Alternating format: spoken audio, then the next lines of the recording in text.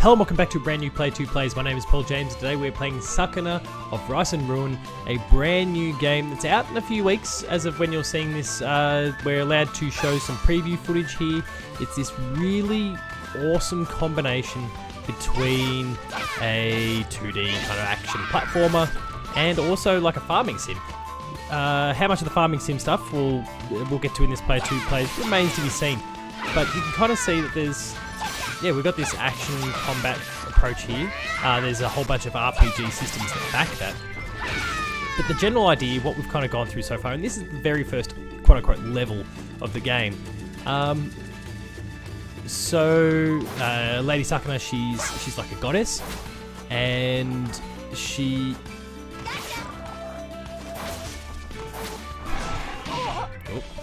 and she basically kind of stuffed up. She allowed some humans to get into...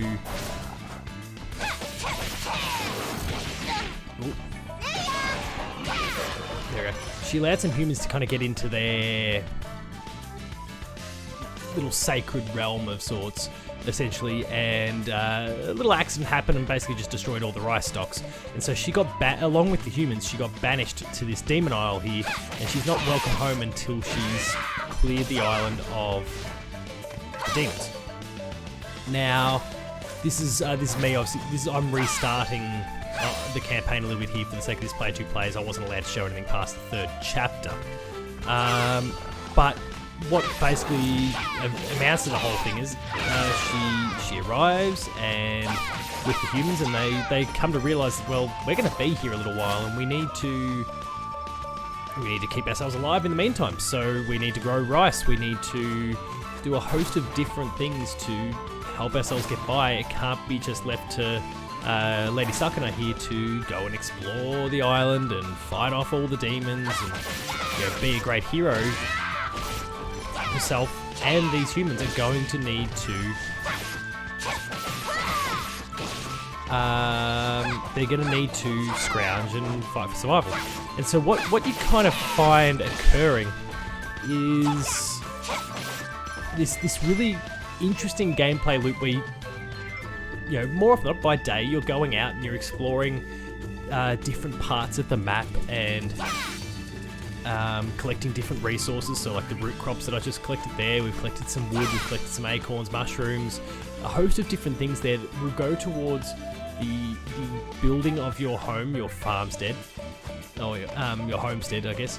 And yeah, that's going to help get you by, and it's going to help improve what you've got there. You can improve your gear, get more weapons, all that sort of stuff. Here's one of our key characters that's kind of introduced really early. Are you a servant of through conflict initially? Whoever you are, you will rot here for all eternity. What did you just say? How dare you threaten me, a high-ranking noble? Princess, he's... Do not interfere, old man. Keep your distance. Bear witness to the legacy of the Ashigumo.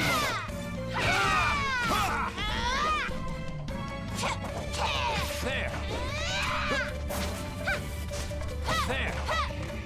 Look again. Over here. So she's got the raiment there, which is this really handy trick at your disposal. I'm serious now. Over here. Take this. Oh. So yeah, this loop where you're going out through the day and you're fighting and accumulating resources and slowly clearing parts of the map, but you're also managing these rice paddies.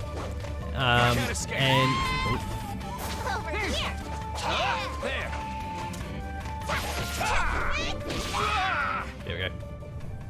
And you be building up these rice paddies ferocious one at that. and the homestead, and these things kind of intertwine, and as the farm becomes better, so do Sakuna's abilities. And you've all got to keep everyone fed and alive, and you've got to keep yourself fed to help boost some of your stats and those sorts of things. Headed to the same place. So this loop kind of persists, and it's really, really fun and really engaging. The raiment there that you saw, yeah, that's a handy little, essentially a grappling hook of sorts, but allows us to kind of manipulate some of the enemies a little bit, fling ourselves to the other side, or spin them around a little bit. this is our map. Now the mountain pass here is where our homestead is, so we're gonna go over there and we'll come across our little mysterious weasel fellow that we just fought, How did you Ashigomo. get here? This mountain pass is enchanted with a spell that disorients would-be interlopers. Only those who know about the pass hold, and the one armed with that knowledge is none other than me. It's been some time, Ashigomo. What a surprise. If it is... We mistakenly crossed blades with you earlier, but we have. This is my master, Lord Takaribi's daughter, Princess Sakuna.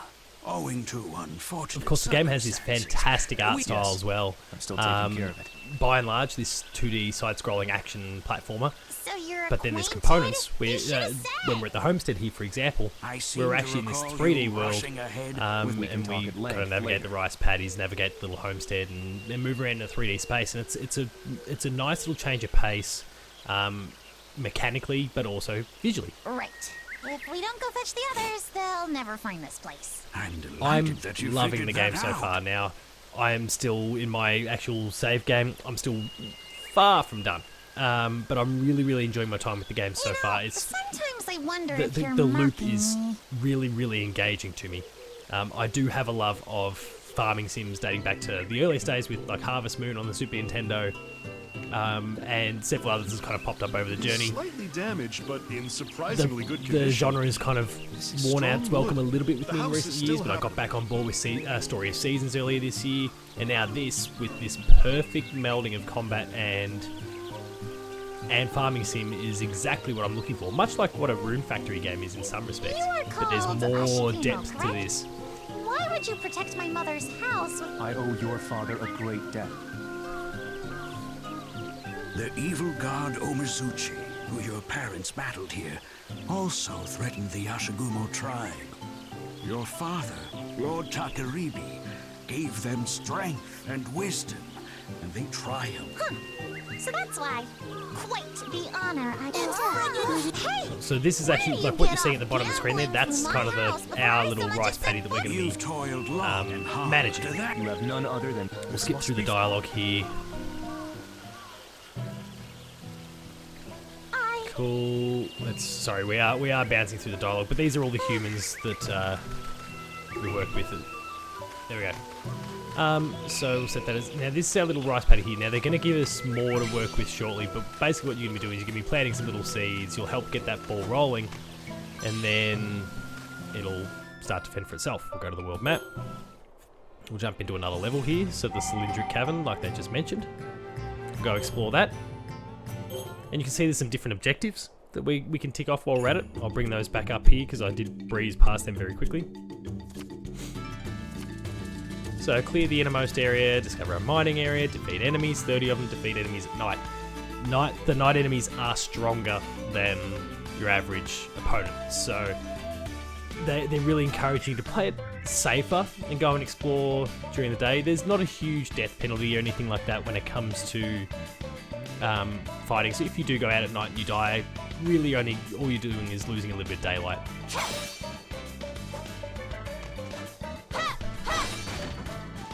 So we'll keep moving on. There's some mining stuff. So we've got some clay, some beast hoof.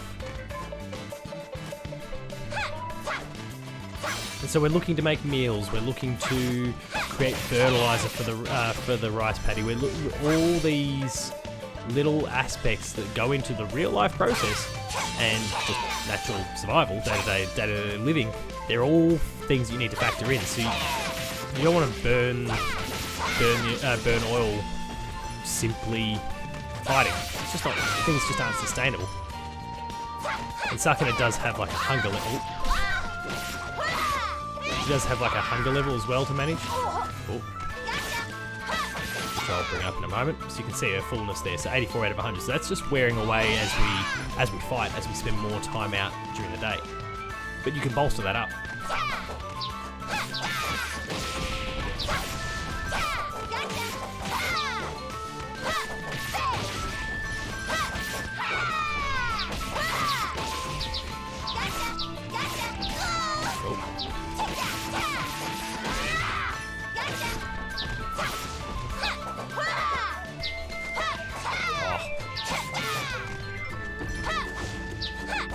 back here, you... There we go. Could have used the Raymond, actually thrown it at it and kind of flung myself up vertically and then dropped down and killed it. So you'll actually find yourself returning to different locations. Different locations have different resources to collect, and you'll discover them the more time you spend with them. There we go, mining areas. And we can kind of bounce from here. And there's still, if we look at the little marker at the top there, there's still plenty of daylight left. So there's a lot that we can still do with the day here. We breeze through that one fairly easily, and I'm fairly confident with the mechanics, combat mechanics at this point. You can see that there's still items we didn't find them. There's some question marks there. Obviously we've got rabbit meat, sparrow meat, wheat, hemp, clay, fallen leaves, beast hoof. There's things that we discover, acorn and natural cures. Same with the dragon's tunnel, but there's a lot of things that we didn't find there. There's different levels within the dungeon to explore. Those will be unlocked through story prompts at different points through the game as well. So there's these really cool systems intermingling. We'll bounce back to the homestead. Maybe they'll let us do some farming. We'll breeze through this. We do have a little training spot here as well, so you can go in there and you can get a little bit of combat practice if you like, with no penalties if you lose.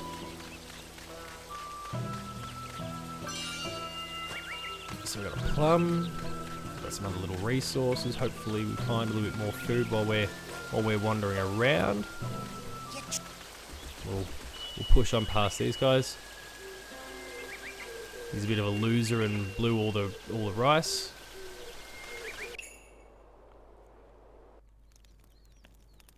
I give my gratitude. It's at the end of every day. Not that you need to, but there's an opportunity to have dinner. Now, a charred lump, the very first meal they have together, pretty awful. But as you collect different food stock while you're out and about, you can bring that back and you can improve the quality of your meals, and they'll give you little stats, perks, and all those sorts of things as well. So there, again, this loop just works. It just clicks. Fullness went down because it was a horrible meal.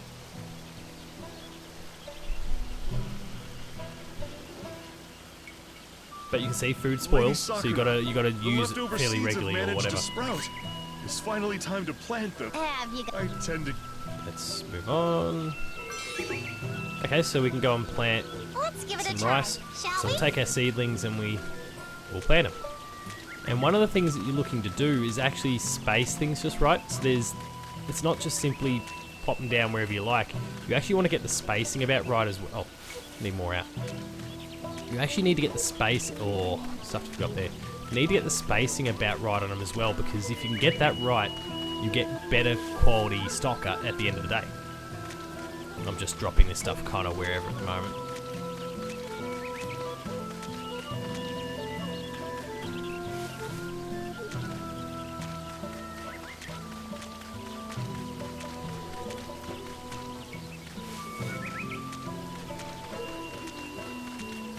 Drop the rest of these, not many to go.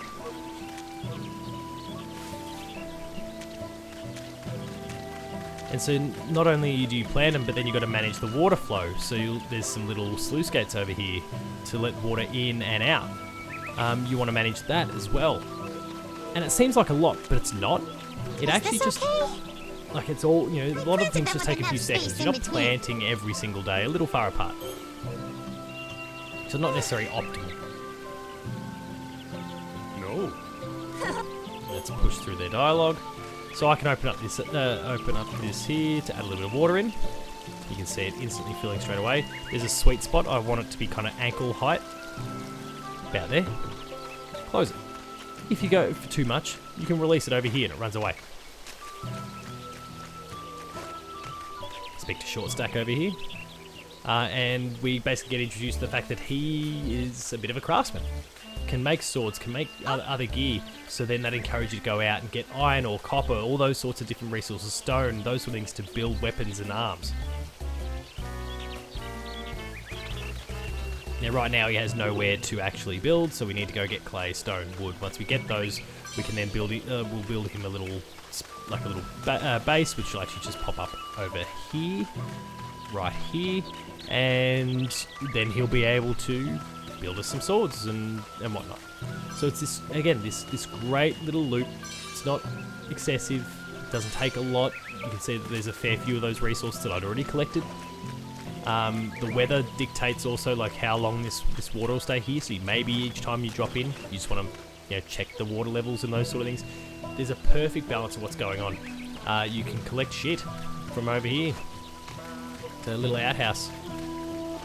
Scoop it up. Not that there's anything I can do right now, they'll give me a proper tutorial later on. But that's where we can create our fertilizer. We need base components. We've got this amber here. Oh, so I can do it earlier than when they explained it to me. So I can pop all the amber in. I can pop these fallen leaves and beast hoof in, and you can see based on the little triangle here the quality that we're getting. It's improving. Yep. And then we can add additional components, and these are some of the different things that we've found while we're out and about. And you can see, the plum has some perks.